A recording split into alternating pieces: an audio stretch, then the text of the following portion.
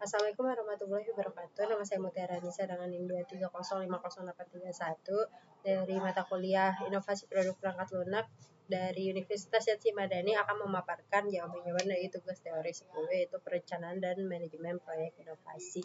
Yang pertama ada perencanaan proyek inovasi.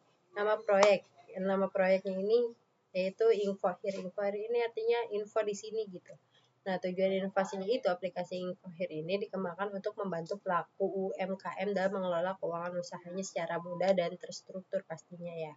Inovasi ini ditunjukkan agar UMKM mampu memonitor arus kas, membuat kebutuhan bisnis yang tepat, serta memiliki fitur tabungan usaha untuk mendukung pengembangan usaha ke depannya. Skop atau lingkup kerja. Yang pertama ada fitur apa saja yang akan dibuat. Saya berencana membuat 5 fitur guys. Yang pertama ada pencatatan transaksi, yang kedua ada laporan keuangan, yang ketiga ada fitur tabungan usaha, yang keempat ada dashboard, dan yang kelima ada manajemen pengguna. Untuk deskripsinya bisa dibaca di sini. Nah, untuk batasan proyeknya di sini saya tidak berencana untuk tidak terdapat sistem pembayaran online. Selanjutnya tidak mendukung multi user dalam satu usaha. Selanjutnya tidak menyertakan modul perpajakan detail dan prototipe hanya berbasis Android. Timeline proyeknya yaitu untuk jadwal pekerjaan saya berencana mengerjakan ini selama 6 minggu ya. Yang pertama ada analisis kebutuhan dan requirement system. Yang kedua minggu kedua ada desain UI UX. Minggu ketiga ada implementasi fitur pencatatan transaksi. Minggu keempat ada implementasi laporan keuangan.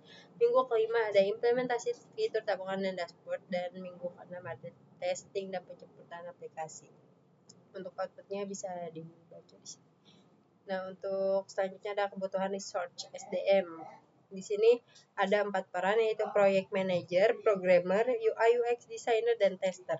Penanggung jawabnya dengan saya sendiri yaitu Mutiara Nisa karena ini tugas pribadi ya. Untuk tugas-tugasnya project manager yaitu perencanaan dan kontrol proyek.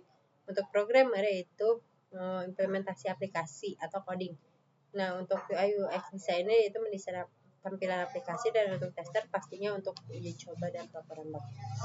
Terus yang akan digunakan yaitu untuk bagian pengembangan aplikasi Android Studio, desain UI menggunakan Figma atau Canva, dokumentasi menggunakan Microsoft Word atau PDF, dan untuk manajemen proyek menggunakan Trello. Selanjutnya estimasi waktu setiap tugas. Untuk analisis kebutuhan sistem, estimasi waktunya 2 hari. Penanggung jawab project manager. Untuk desain UI UX, estimasi waktunya 4 hari. Penanggung jawabnya UI UX designer. Untuk pembuatan fitur input transaksi, estimasi waktunya 5 hari. Untuk pembuatan laporan keuangan 4 hari. Pembuatan fitur tabungan usaha 3 hari. Pembuatan dashboard 3 hari. Dan keempatnya penanggung jawabnya yaitu programmer. Dan untuk testing dan perbaikan bug yaitu 3 hari ya. Penanggung jawabnya tester. Nah, total estimasi pengerjaannya adalah 24 hari yang dimana kurang lebih selama 6 minggu. Selanjutnya untuk board management. Nah, ini untuk backlognya ada analisis kebutuhan sistem. Di sini yaitu mengidentifikasi kebutuhan fitur, user flow, dan fungsi utama aplikasi Infohir. Selanjutnya ada perancangan UI UX yaitu mendesain tampilan awal, warna icon, serta alur navigasi aplikasi. Selanjutnya ada database struktur yaitu mendesain struktur tabel transaksi user dan tabungan untuk aplikasi. Dan selanjutnya ada testing dan bug fixing aplikasi yaitu uji semua fitur yang termasuk login, transaksi, laporan, tabungan, dan perbaikan bug selama final demo. Metodenya yaitu modul input transaksi, form input, pemasukan dan pengeluaran dengan kategori. Selanjutnya ada modul laporan keuangan yaitu menampilkan ringkasan transaksi harian dan bulanan dalam bentuk tabel atau grafik. Selanjutnya ada modul tabungan usaha yaitu fitur target tabungan usaha dan progres indikator dari pemasukan. Selanjutnya ada dashboard aplikasi yaitu dashboard yang keuangan dengan grafik dan informasi cepat. In progress yaitu autentikasi pengguna yaitu membuat halaman login dan registrasi pengguna. Selanjutnya pengujian modul transaksi yaitu testing modul info transaksi untuk memastikan validasi dan fungsi berjalan dengan benar. Untuk down yaitu setup project Android Studio yaitu membuat struktur awal aplikasi dan konfigurasi pengguna. Untuk priority-nya untuk warna merah itu artinya high, untuk warna kuning itu artinya medium, dan untuk warna hijau itu artinya low ya.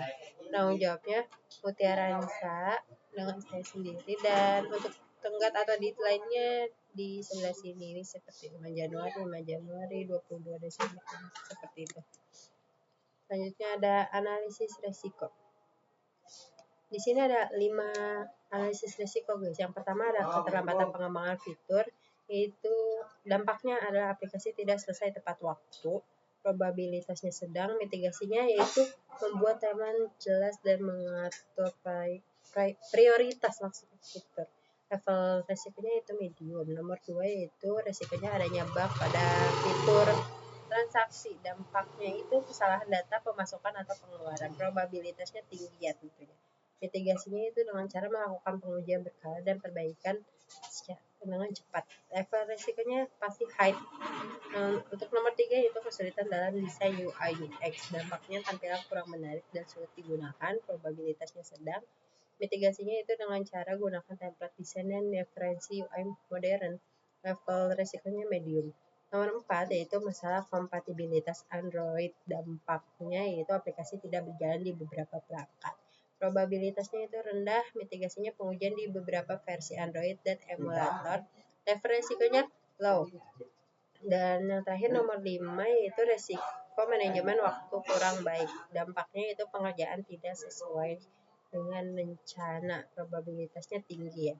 Mitigasinya itu dengan cara membuat jadwal kerja harian dan monitoring progress. Level resikonya high. Terus selanjutnya indikator keberhasilan inovasi.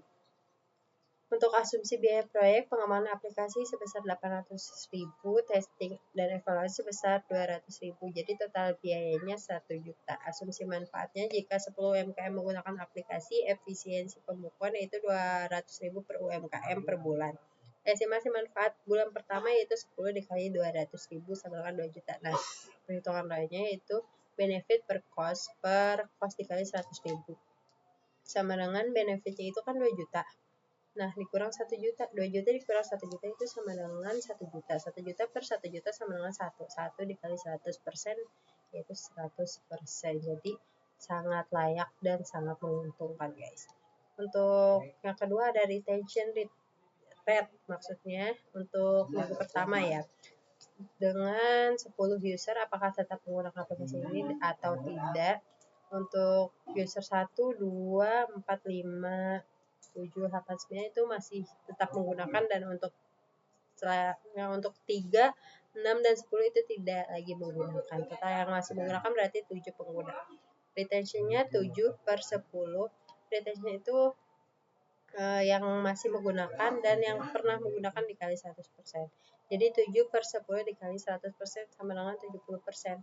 Angka 70% ini berarti user cukup puas dan merasa aplikasi membantu guys.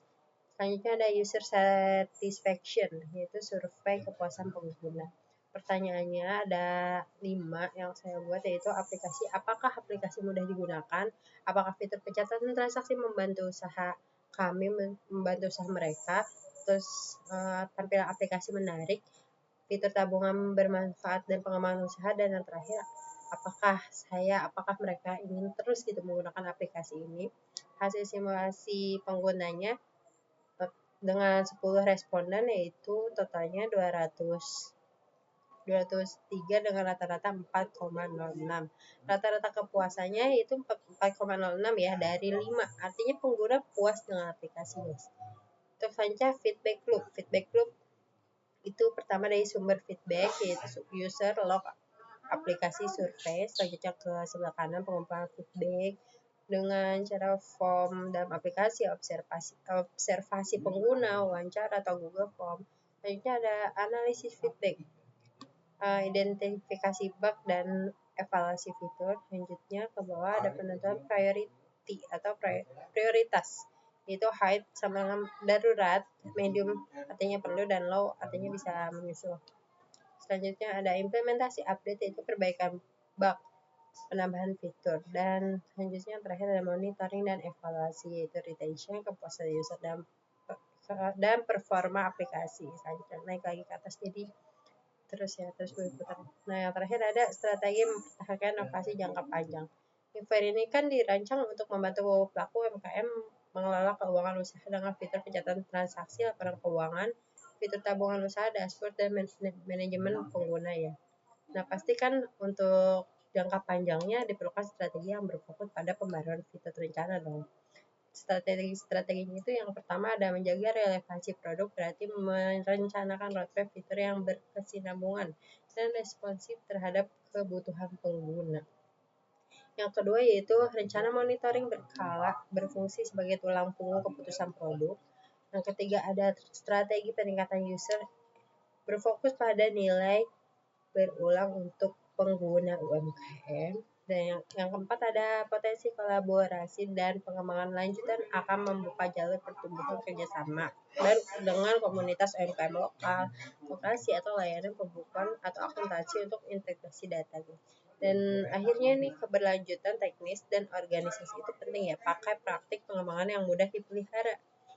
Tetapkan jadwal maintenance dan buat cadangan dan operasional minimal untuk 6-12 bulan dengan siklus upgrade rencana, monitoring berkala, strategi yang relevan dan kolaborasi strategis. Infoher ini pasti insya Allah dapat mempertahankan relevansinya dan terus memberi nilai bagi pelaku UMKM dalam jangka panjang.